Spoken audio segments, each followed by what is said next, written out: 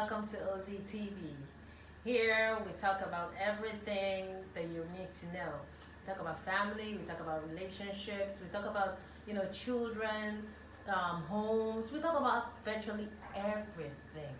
So I want you to subscribe, like, comment, click on the notification bell for more videos coming up, and watch out for a new show coming up called Spit It All. Thank you.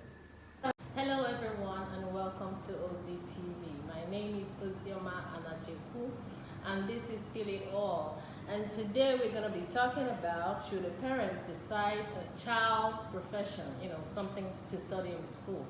And to discuss that topic with me is our counselor, Joy Uzoho. You're welcome. Thank you. Okay. This thing a lot of parents do, they tend to start, advising their children on what profession to study in school, like having them, calling them Dr. This, engineer that, pilot this. Do you think it's proper for parents to start, infusing such, things on children? No, it's not. But the reason why you see them do some of those things, in as much as I know you cannot be able to put your desire completely on a child, is when if a parent feels that there is an area where he has failed, he tends to see it in the life of that child.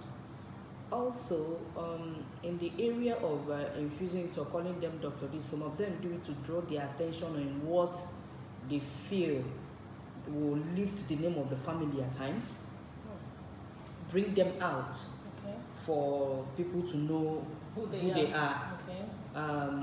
Also lift the personality or the name of the family in quotes, or make people respect that family for having so and so in the family. When a father comes and say, I am the father of Dr. so and so. So most of the time when parents must have failed in some areas of their life, some of them that are successful too feel that they want their children to take over from them. Yes.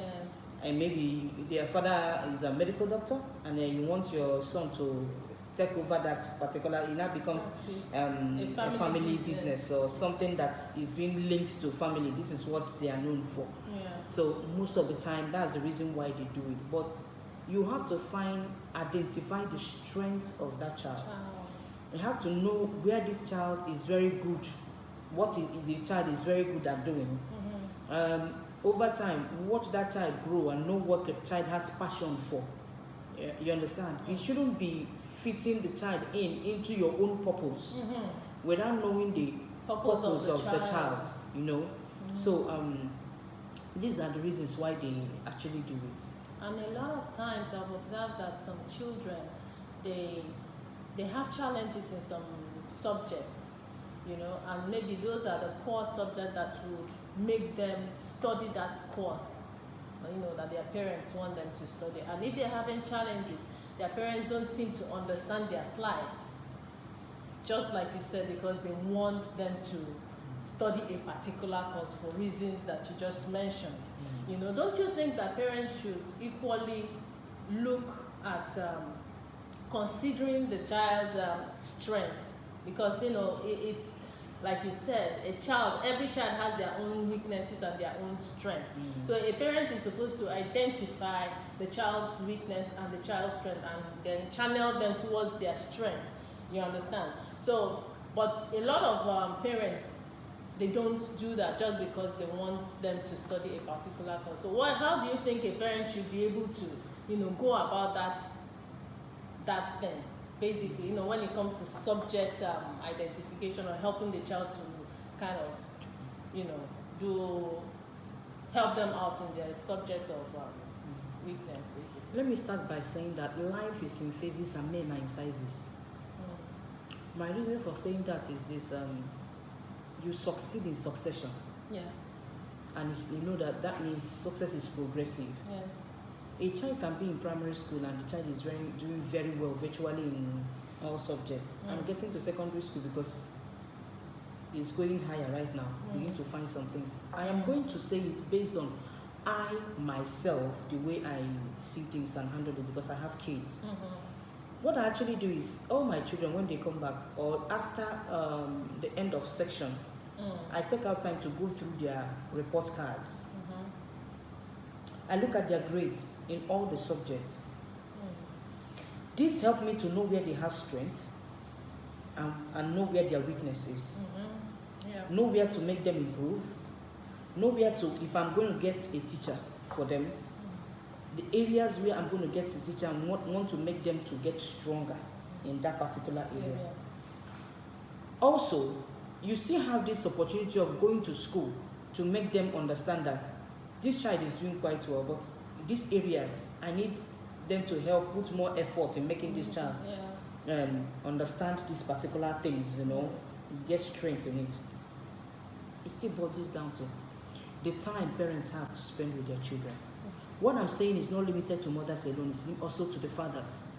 Because there's a way a father will come and talk to a child about a particular thing. You see that child sit up somehow. Exactly. So it's not the burden only on the shoulders of the mother. Parents should be able to have time for their children. Look at what they are doing. Look at their strength in school. Go through their books. I take out time to go through books. I open their notebooks. Yes. I check notes. I go to the extent of checking notes. Exactly. If I see your notes, one is half, you will tell me why it is half. Why didn't you complete it when other people they are completing it? Okay, you had 3/10. Why did you have 3/10? If you don't understand it, why didn't you ask questions? Why do you have to go and begin to do it your own way without listening properly? You have those little conversations with them. Tend to dive into their lives somehow to be able to know what their weakness and their strength is. By so doing, you know the areas to channel them to. Yes. And I go to the extent of making my children sit down with me and I tell them, what do you find difficult in the class? What are you looking at doing after now when you have to begin to go towards that direction in your studies? So what are you looking at? This one will tell me I want to become an engineer. Then I said that means you're going to be good in chemistry, physics, maths, biology, and all that. You're going towards the area of science. This one will say I want to become a lawyer. I said okay, you have to be good in government, literature, blah blah blah, and all that. You have to be very good in them. So to an extent, we should make these children become our friends and talk to us. We should sit down with them and know what they are finding difficult in doing, what they have passion for. Yes. Know what their talent is. Do you know you can equally find these things out during conversations at home? Yes. During heat arguments. Interactive, When they are having arguments. Just most of the time, don't run so quick to do the separation. Just sit down and allow them. That's within siblings. Within siblings. Allow them. When this person is shouting at this person and all that, just allow them. Watch their mode of argument. Watch that child that whenever you're talking to that child, you always have excuse to give you. Watch that child that will always be quiet and attentive and listen to you when you're done. The person can now explain. Watch the child that will always stand up to challenge even when, these things are giving you ideas to How to handle. how to handle. No, you're like you're going to bring it up or impose it on them per se. This is what you're going to do.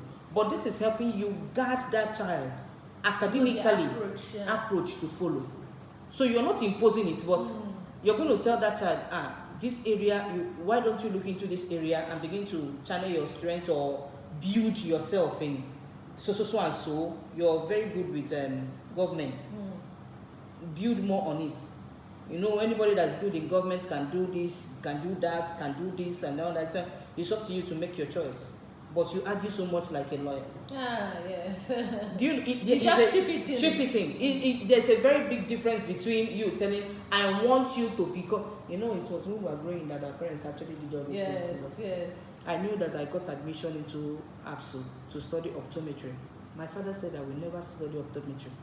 That it is either medicine, general medicine, or I go and do another medicine, but it must be on medicine, but not for eye. So that you can be referred to as a doctor. Doctor, not for eye. At the end of the day, I didn't end up as a medical doctor. I read computer science. So it's those days. It's no longer now. It's no longer now. Yeah. So we have to look for a way to manage these things and not impose it on them, because several children have gone to university to study medicine, ended up as lab technicians. Because when they keep failing and they will tell you, this is not what I want to do. You're just the one forcing me to do it. And they can't be good at that. So we shouldn't force them into anything. Okay, no, as a counselor now, you know, in schools, when children are in their JS3 going into SS1, you know, there's this counseling session that they go through. You know, at least my children, I have experienced that. But the question now is, a lot of counselors are always told what to do by parents. You understand me? They try to advise the parents that they should allow these children to study a certain, not course here now, maybe science or arts or commercial. So they try to tell the parents that this child is best in this particular class. You understand? But the parents will now argue with them, telling them that no, please don't put my child in this. I've experienced it a lot. Do you understand? And at the end of the day, the counselor will be like, whatever you want, you know, it's up to you. For some schools, but there are some schools they will bluntly refuse because they are looking at the child's results. So as a counselor now, how do you approach such parents looking at the child's results, telling them that this is the best place to put that child, you know, and the parent is countering what you're saying? Guidance, it is called in school guidance and counseling. Now, in the real sense, a counselor is... Stainless Styles is a fashion brand centered in making you look elegant, yet catering to your fashion needs. For more inquiry, call 090246222078 or send a mail to stainlessstylesforyou@gmail.com.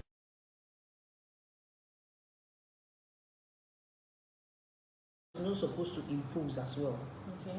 You're there to give advice, Okay.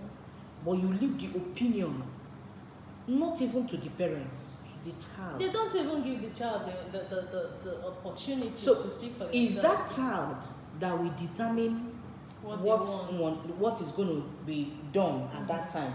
Because we are not looking at, you're not the one that is going to study that in school. Yes. It's your child. In a situation like that, what I personally will do is this. I bring the child's results, line it up.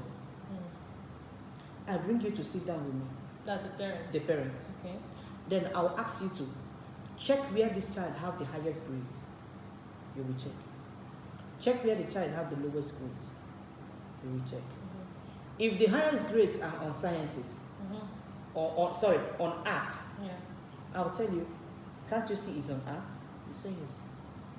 The lowest grades, if they're on sciences, I'll show you that they are on sciences.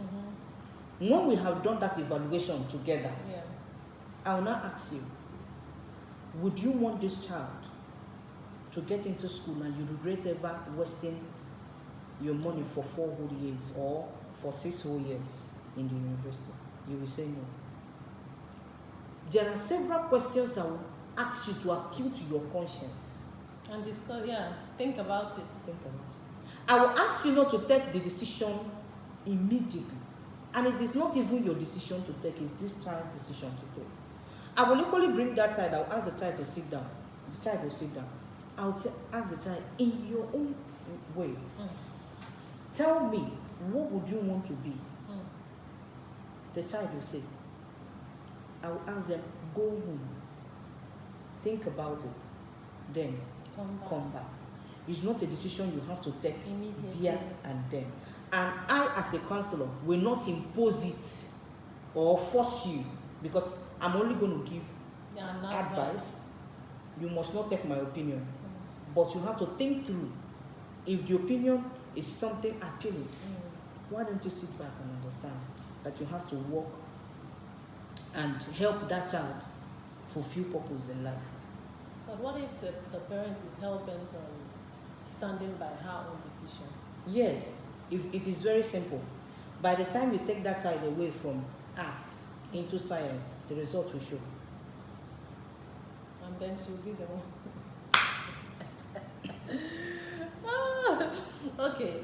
You know, this thing, you know, when we were growing up, our parents always tell us, go to school, go and study this one. When you study this, you'll be financially stable, you'll be okay, you don't have to struggle, you'll have a steady job. But do you think that is what is obtainable in today's society? You know, does a particular field determines one's financial, you know, success in life based on what is happening at least here in Nigeria? During our time, we have more of civil servants. Business parents' people, time. our parents' time, Yeah. those time. This time around, you know that the wealthy people are even the uneducated. Sure. Those people go for apprenticeship, which is the school they are supposed to go to. They will serve their master for years. Certainly. After some time, their master will now make them to start doing what we call oswaya in Igbo. Yes. That is to say, you go get customers Yeah. and buy take things. to buy things. Then you take maybe the little thing on top of it. Yeah. After some time, their master will now send them to go for buying of those goods from the source to make you know where you will get those goods from, which is, I will call it internship, Okay. or I will call it the NYSC. Yes. That we- business that went to school. went I to. You find out that these people will finish all this process.